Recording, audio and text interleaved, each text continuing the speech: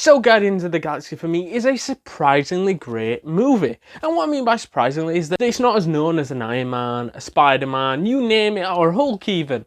It's not as big as those names where they immediately come to your head and you don't even have to be a fucking superhero fan.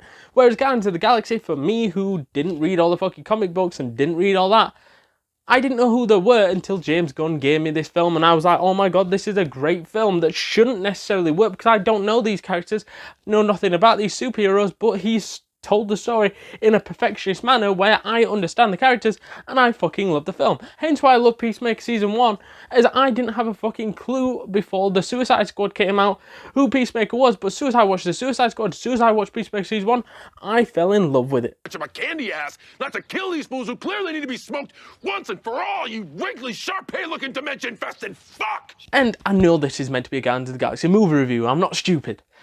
However, are you excited about Peacemaker Season 2? As I cannot fucking wait. I think this movie was a major success, and I don't know about you, but I think the main reason for that major success is James Gunn.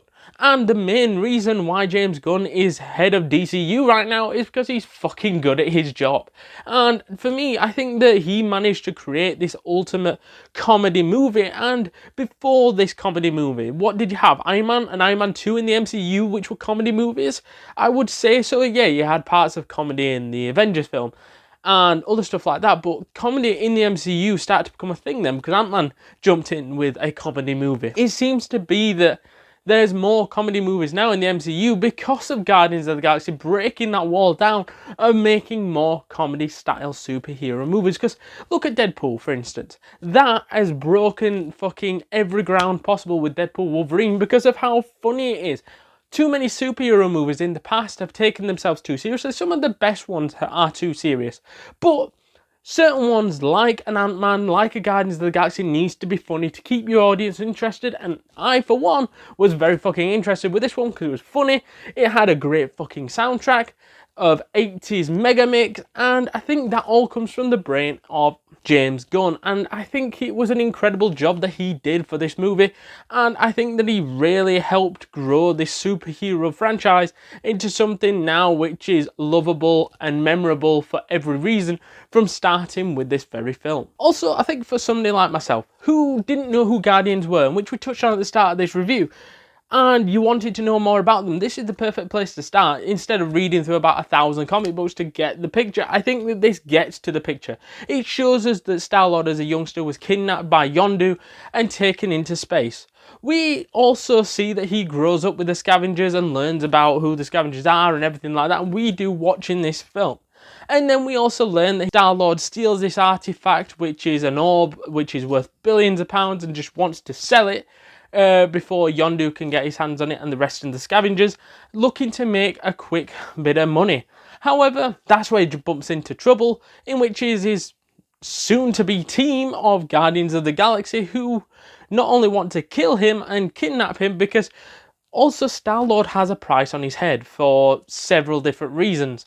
So he's got a price on his head. If they capture him, they could bring him in, and he's worth lots of money as well. So at the end of the day, they're all fighting between themselves in order to get fucking money. So the main reason they come together is fucking money. And let's be honest, if the orb, or shall we say Power Stone, weren't in the equation, I think they would have killed each other, let's be honest. One of my issues.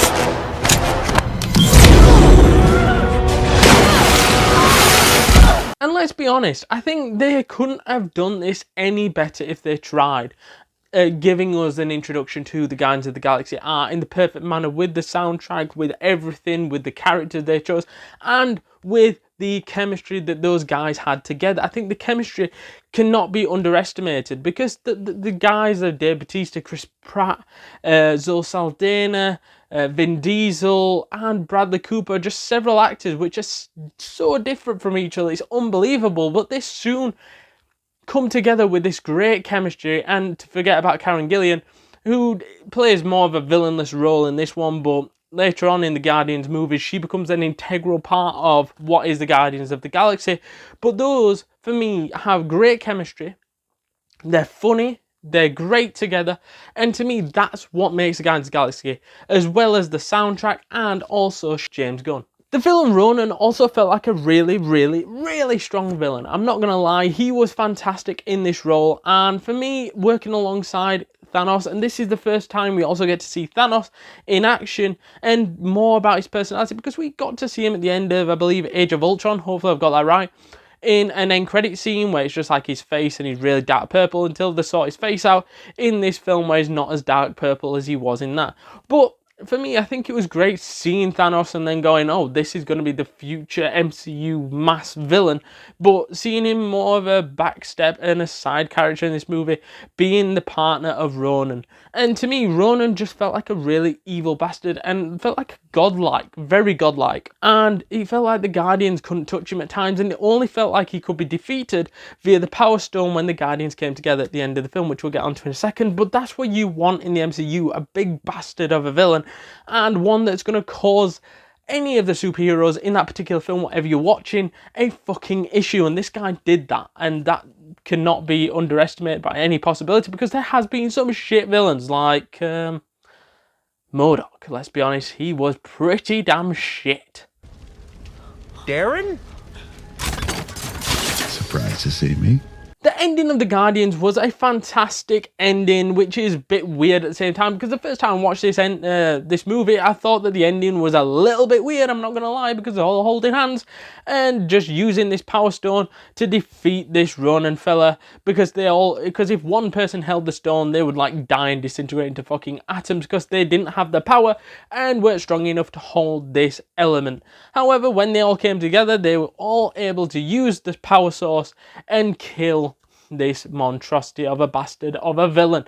However, that was a great ending for the film, and for me, I think it was a lovable ending for the film and the best way to defeat one hell of a big bastard. Before we jump back into this video, guys, please do us a massive favour and smash that subscribe button, because you do not want to miss a thing this week, next week, and the week after, because we've got tons and tons of content planned for you guys, and you can do us a massive favour by smashing that subscribe button, joining the community, getting updates to all the latest videos from the YouTube shorts to the actual videos. It is well worth it, completely free, and you will not regret it. So to summarise Guardians of the Galaxy then, for me, I think this is a 7.6 out of 10 and a great film. Let me know your thoughts down in the comments down below. Is it good?